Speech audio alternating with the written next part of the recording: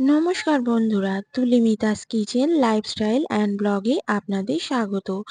আজ বানাবো মসুর ডালের বড়া দিয়ে আলু, সজনে ডাঁটা ও পটলের চচ্চড়ি। এর জন্য লাগবে আলু, পটল, কাঁচা লঙ্কা, সজনে ডাঁটা, টমেটো, মসুর ডাল বাটা, হলুদ গুঁড়ো, লঙ্কার গুঁড়ো, সর্ষে বাটা, নুন, চিনি এবং সাদা তেল। প্রথমে মসুর ডালের পেস্টে নুন, চিনি ও কাঁচা লঙ্কা দিয়ে ভালো করে ফেটিয়ে নিতে হবে। এরপর গ্যাস অন করে কড়াই বসিয়ে কড়াই গরম হয়ে গেলে তাতে সাদা তেল দিয়ে দিয়েছি। তেল খুব ভালোভাবে গরম করে নিতে হবে। তেল গরম হয়ে গেলে ফেটানো মসুর ডাল বাটা থেকে অল্প অল্প নিয়ে বড়ার মতন করে আমরা ভেজে নিচ্ছি।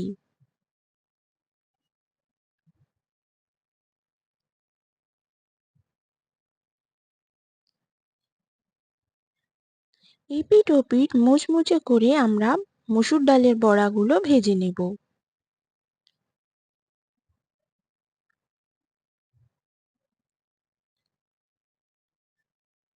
বড়া ভাজা হয়ে গেলে অন্য একটা পাত্রে তুলে নিচ্ছি।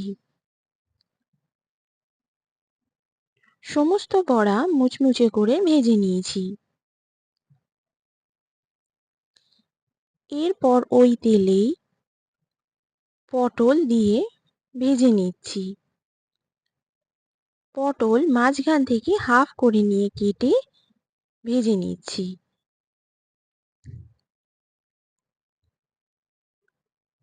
পটল হাফ ভাজা হয়ে এলে এরপর এতে আলু দিয়ে দিচ্ছি। আলু দিয়ে পটল এবং আলু খুব ভালোভাবে ভেজে নেব। তারপর এতে চেরা কাঁচা লঙ্কা দিয়ে দিচ্ছি। আলু পটল ভালোভাবে ভাজা হয়ে এলে এতে সজনে ডাঁটা দিয়ে দিচ্ছি। সজনে ডাঁটা দিয়ে আলু পটলের সঙ্গে ভালোভাবে মিশিয়ে ভেজে নেব। তারপর এতে টমেটো কুচো দিয়ে দিলাম। টমেটো কুচো দিয়ে আলু ডাঁটার সঙ্গে ভালোভাবে মিশিয়ে নিচ্ছি। এরপর এতে নুন দিয়ে দেব। নুন দিয়ে সবজির সঙ্গে ভালোভাবে মিশিয়ে নেব। তারপর এতে লঙ্কার গুঁড়ো ও হলুদ গুঁড়ো দিয়ে ভালোভাবে সবজির সঙ্গে মিশিয়ে কষিয়ে নিচ্ছি। মশলা দিয়ে সবজি ভালোভাবে কষিয়ে নেওয়ার পর এতে জল দিয়ে দেব।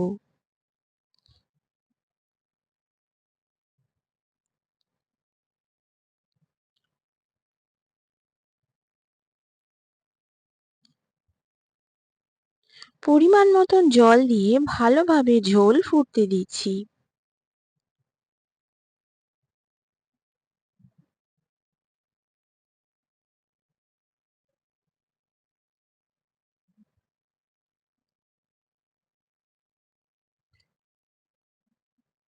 ঝোল ভালোভাবে ফুটে এলে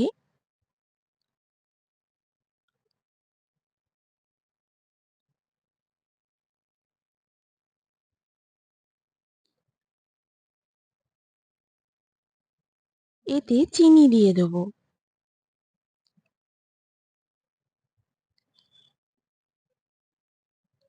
এরপর ঝোল শুকিয়ে এলে এবং সবজি পুরো সেদ্ধ হয়ে এলে আগে থেকে ভেজে রাখা মসুর ডালের বড়া দিয়ে ভালোভাবে মিশিয়ে নিচ্ছি।